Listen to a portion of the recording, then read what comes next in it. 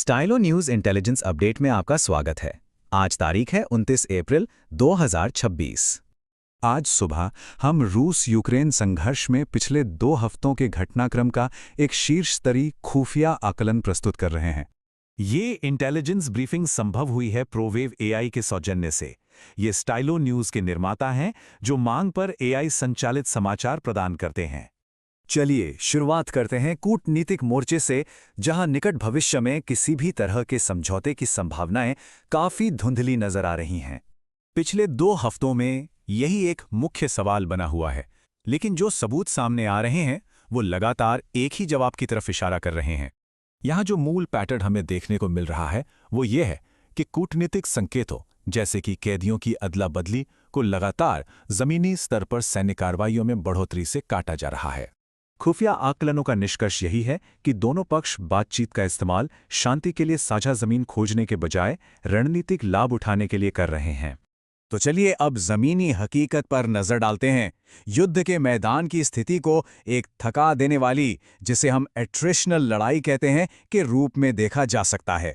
रूस ने कई इलाकों में, खासतौर पर पूर्व में, स्थानीय पहल अपने हाथ में रखी हुई है, लेकिन यूक्रेनी सेना लगातार उनकी बढ़त को रोक रही है।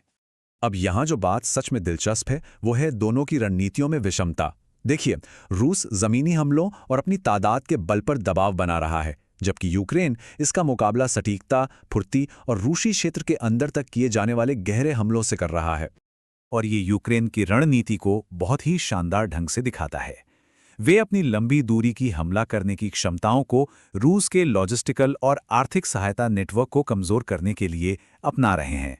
इस संघर्ष का प्रभाव सिर्फ मोर्चे की सीमाओं तक ही सीमित नहीं है, बल्कि इसके काफी महत्वपूर्ण अंतर्राष्ट्रीय परिणाम भी हो रहे हैं। अंतर्राष्ट्रीय स्तर पर जो मुख्य पैटर्न है वो 3 हैं। पहला, नाटो की सीमा पर तनाव बढ़ने का सीधा जोखिम। दूसरा, सहयोगियों के बीच राजनीतिक खींचतान। और तीसरा, आधुनिक युद्ध का तेजी से विकास। अगर हम मॉस्को के नजरिए से देखें तो ये एक लंबा खेल खेलने जैसा है। खबरों के मुताबिक उनका इरादा युद्ध को कम से कम 2028 तक खींचने का है। संयुक्त राज्य अमेरिका का ये नजरिया यूक्रेन के लिए पश्चिमी समर्थन की जो लंबी अवधि की संरचना है, उसमें एक अनिश्चितता का माहौल पैदा करता है। और इसके जवाब में नेटो सतर्कता और तैयारी की मुद्रा बनाए हुए हैं और साथ ही अपने पूर्वी हिस्से पर सामूहिक रक्षा पर जोर दे रहा है। तो सबसे जरूरी बात, इस सारी इंटेलिजेंस से क्या संकेत मिलते हैं? आगे क्या हो सकता है जिस पर हमें नजर रखनी चाहिए? जो सबसे संभावित परिदृश्य हैं उसमें इन्हीं स्थापित पैटर्न के जारी रहने की उम्मीद है, यानी रूसी जमीनी हमले, यूक्रेन के जवाबी हमले और नेटो रूस सीमा पर तनाव का लगातार बना रहना। हम इन डेवलपमेंट्स और उनके रणनीतिक प्रभावों पर और भी ज्यादा गहराई से चर्चा कर रहे हैं हमारे पूरे विश्लेषण में, जो अब उपलब्ध है। इस इंटेलिजेंस अपडेट को सुनने के लिए आपका धन्यवाद।